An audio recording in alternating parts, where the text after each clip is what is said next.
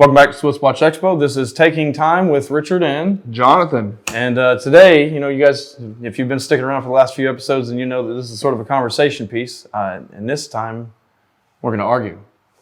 Debate. No, we're going to argue. It's throwing blows. We're throwing blows. Yeah. Now, you stick around, we'll tell you about it.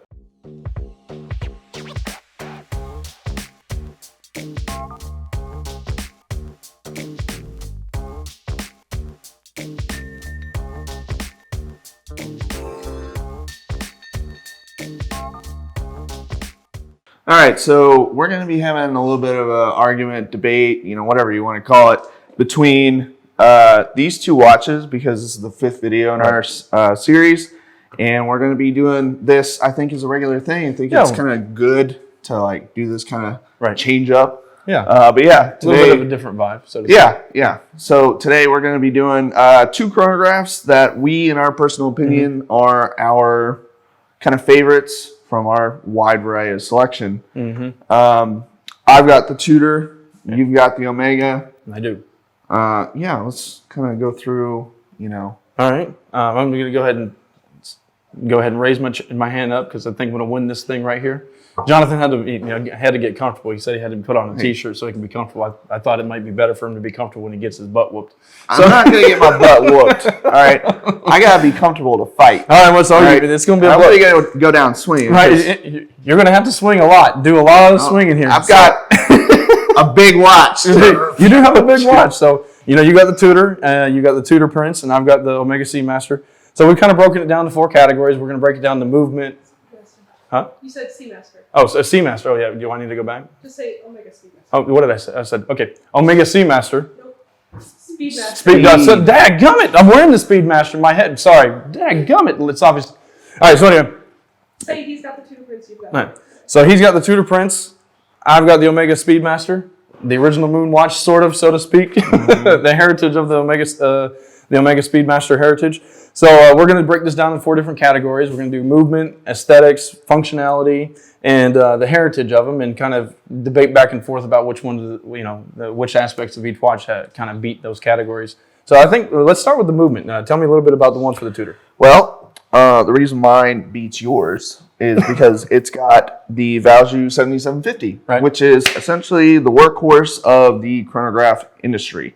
Okay. I don't think I really need to say much more. It's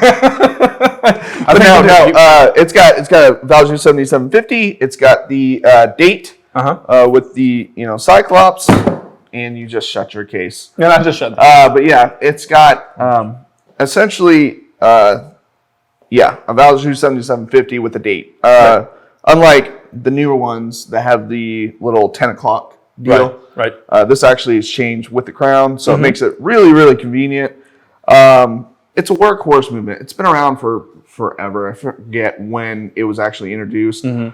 But yeah, it's tough as nails. It's inexpensive to fix if it does, happen to break. Right. Yeah. I can concede all of that, except for one thing. As I understand, that movement is way too big for that case. So they simply had to squeeze it in there. So they call this the big block because it kind of has that bulbous backside of it. Yeah. So it fits a little bit bigger on the wrist, right? So well, what's so great about your movement then? Well, I mean, what's not great about it? First off, I'm going to go ahead and say that it was the first movement certified by NASA. So let me start with that.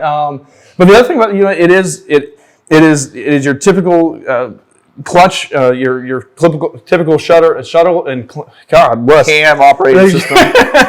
Shuttle and cam operated system with your lateral clutch. So it does have the chronograph that functions very highly and very precisely. I really love the way that it's got 5 different hashes in between each second, so it does keep that very accurate time. The movement is just awesome. I mean, it's 18 joules. Just to be clear, this is not the Lemania 321. This is not the Lemania 321 that went to the moon. It is not. So okay, all right. So for all the purists that are going to chew me alive, eat me alive for this. Now the 321, of course, we know is the original watch that went to the moon. Yeah. And then the 1861 with Buzz Aldrin, so that was pretty cool. Great American. Great American man. And then so we got immediately the year after that they came out with the 1861. And so ever since then, this one has the biggest heritage, and that's kind of the reason why I chose this one versus the 321, because this is sort of the pinnacle of that 321 being transitioned into 1861, and then even from there having probably one of the longest stints of any watch history lineage. And so no, it's not the original one, but it's very close to the original one. They've kind of kept very true to their roots, and that's one of the things I love so much about it, and that's why it's awesome. It's very traditional and just an awesome movement. We recently had 2 billionaires go into space. We did. And neither one of them took a watch. I think that was let alone the moon watch. Yeah, it's totally their fault. They could have totally got great claim for this, because this watch is known for Buzz Aldrin, just like the Submariner is known for, or the Sea Dweller is known for James Cameron. Yeah. They really screwed up, because they could have really lobbied with one of these brands and took one of them into space and have their name on a dial. And I think they really made a mistake by doing that. But you know what? The movement on this thing is just awesome. It's again, it's remained mainly unchanged fundamentally for the past umpteen years. And this is still manual wind. It's still manual wind, yep. And it is a manual wind chronograph movement. No date, but it does have your register date. So who needs a date? You should know what date it is. Mine's also automatic too. Also, I got I love the mechanical part of it, because I love the fact that you get to romance the watch more. You interact with it. I think you build a closer connection to it, and I think it also adds a little bit more to that precision, because this was a watch that was made in a time where technology was superseding what this technology was. We're going into space, for God's sake, and then we got a watch who's basically the technology is built in antiquity, and we've still got something that's really, really cool. And I like the fact that when you got a manual wind, you know exactly how many winds it takes to get it fully wound. Yeah. And you know exactly how much you get that response. You do get the response. And I know for my manual wind watches, I know I've got exactly 48 to 52 hours or so to speak out of it. So I know when I need to pick it up and wind it. So that just adds to the precision that I think this piece offers in overall. All right. Let's go on to aesthetics. Aesthetics. All right. Tell me about the Prince. So it being a Prince, not the King, Rolex thing. It has what's called the big block case. Mm-hmm. Essentially, it's got the Valjoux 7750 squeezed into a Daytona case, is what they call it. I like it because it's not thin. Mm-hmm. It's a big watch, for especially the time period. And essentially, I really like the tachometer scale. It's got, very similar characteristics to the Daytona. Right. It's also a Panda dial, which I really like. Very popular in the industry. Yeah, I like it. I like it too. Not knocking on it, but I'm going to knock on it because I have to.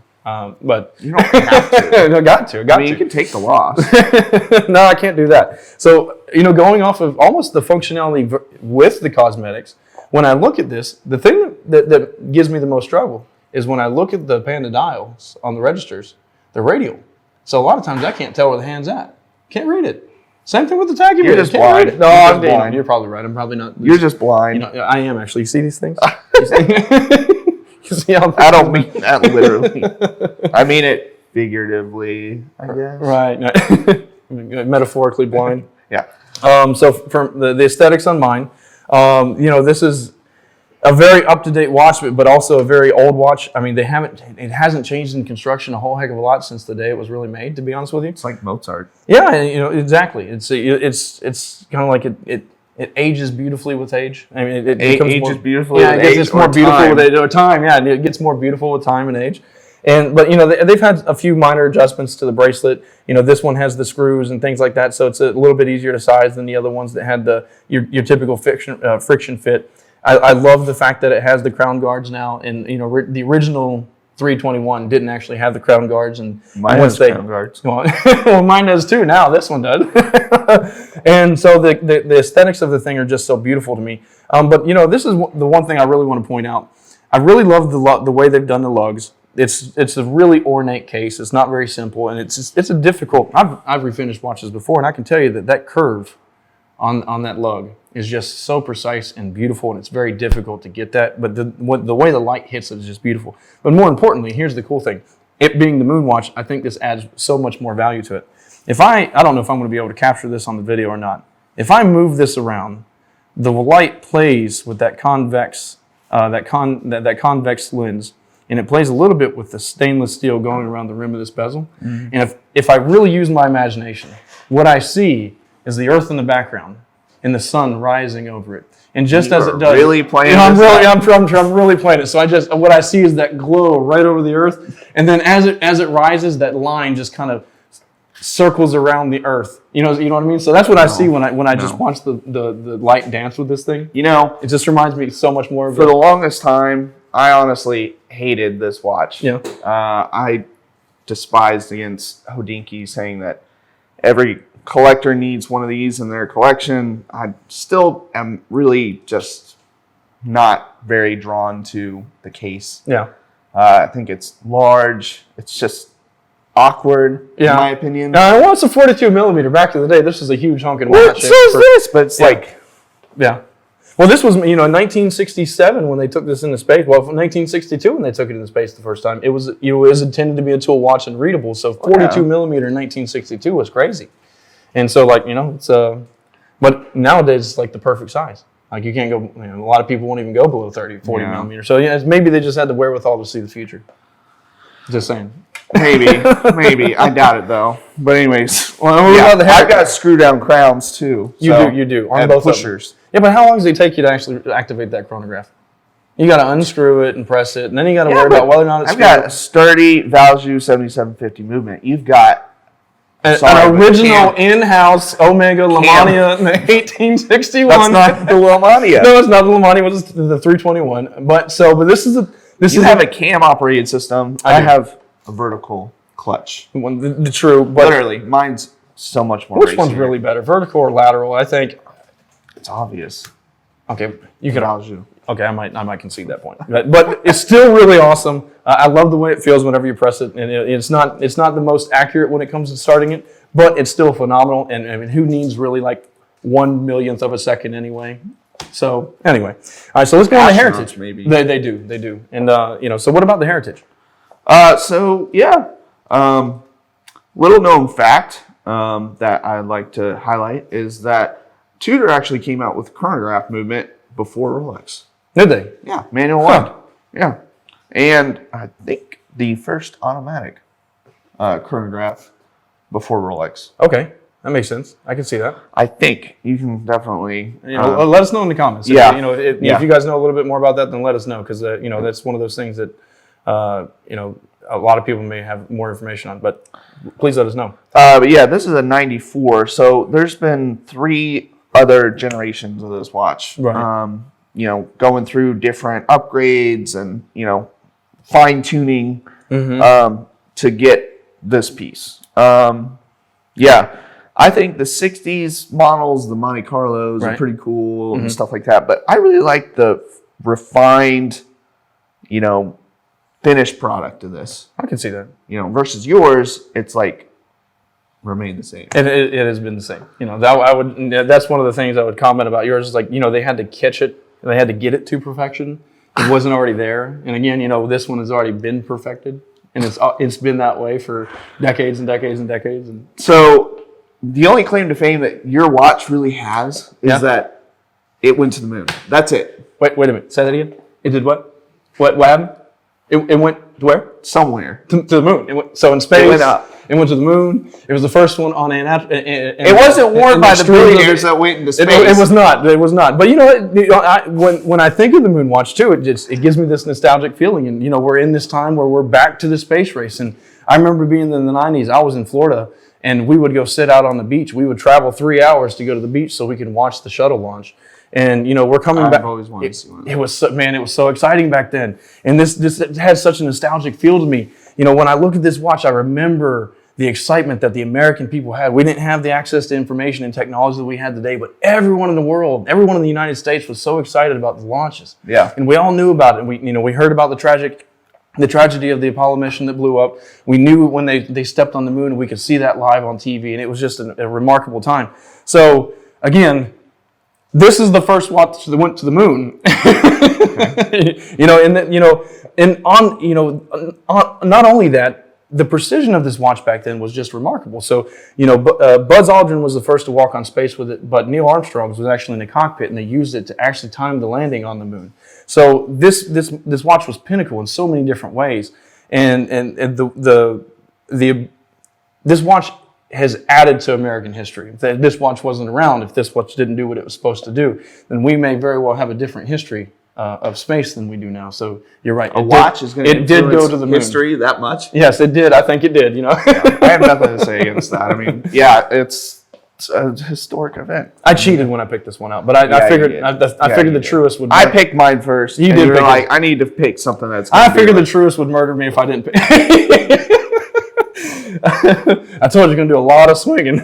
So what about the functionality? I mean, obviously we both have chronographs. Both, generally speaking, are pretty accurate in time. Neither one of them are chronometers, right? No. Right. No. Overall functionality, I think that this, beats out yours in that aspect. Right. Okay. You have the space stuff, the moon stuff. I have the functionality. You do. So I kind of concede that. You got the screw-down crowns. That's more water resistant. Exactly. 100 meters water resistance. It's got a date. It's Panda dial. It's got a very racy kind of feel to it. Mm-hmm. It's got the Valjoux movement, so it's a sturdy workhorse movement. Right. And it's got it's got stamped links. Right. Or, the folded hollow links and everything. So it's lighter on the wrist. It is light. Yeah, that one does feel it feels almost like you're wearing a NATO strap on it, Yeah. And it sits proper on your wrist. Even with the big block? Still fits well? Yeah. It doesn't go it's not like a big block where it's like right. And you have the advantage of the more micro gestures on the clasp where one of maybe the biggest complaint that I see from people with the Speedmaster is that it only has one micro adjuster, so you can't always fit this watch to be 100% perfect on your wrist, and so I think that's the biggest complaint. It's gross. It is kind of gross, but I need more functionality. But let me give it a little bit more functionality. So the other functionality is look at this box. I mean, this is a reissue. This is an original. Okay, I agree. This is a reissue, but but in this particular case, I win this argument. This is still the '90s. This is still the '90s piece, but look at '90s. So wait, that's from the '90s. It is. No, it may not be. I had to check it. That's got to be a reissue because I mean, they all look the same. How would you know? They haven't changed. They all look the same. So the box on this it comes with a strap changer. It comes with the loop if you wanted to see it. A paperweight. I don't know what you're going to use this for, but it's still kind of neat. Yeah, exactly. Throw it at somebody. Speaking of, I'm tired of this fight. And the cool thing is, this comes with the heritage. Again, the heritage, the moon thing. So this is the strap they actually took. This original part number for the piece that they actually took. Literally digging out straps. I'm telling you, I am. They wrapped around their wrist for the astronaut suit. So this is how they wore the watch to begin with. Again, a tool watch, perfect tool watch, the ideal tool watch. So anyway, I think. Are you bowing out? No, you're not. All right, I'm waiting for you to be done. Oh, I'm done. You're literally bringing out straps. All right, I'm done. So obviously we know which one your favorite is, and we know which one my favorite is, and I don't have this piece yet, but man, I'd love to have it. Maybe we can talk to Miss Victoria and get me one real soon. So yeah, we'll get you the Tudor. I'll buy the Tudor.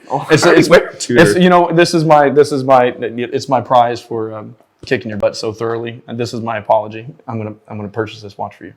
Oh, you're gonna purchase it for me? Yeah, for you as an apology for wiping the floor with you. No.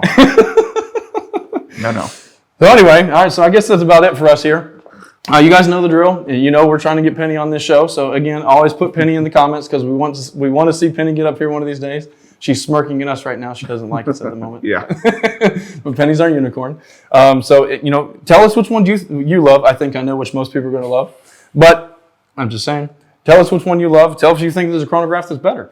And we're going to do this every 5 weeks or so, as long as we're going to do this every 5 weeks or so. If you guys got two watches you think we should compare, put that down in the comments as well. Let us know how you guys want to see this show, and we'll keep doing this, and hopefully have some really good good content coming to you. Yeah. Don't forget to like, subscribe, hit the bell button. That way you can kind of get updates from us whenever we send stuff. Check out the website. These things are available online. So Yeah, let us know which one's your favorite. yeah, and let us know. All right. Catch you next time on Taking Time.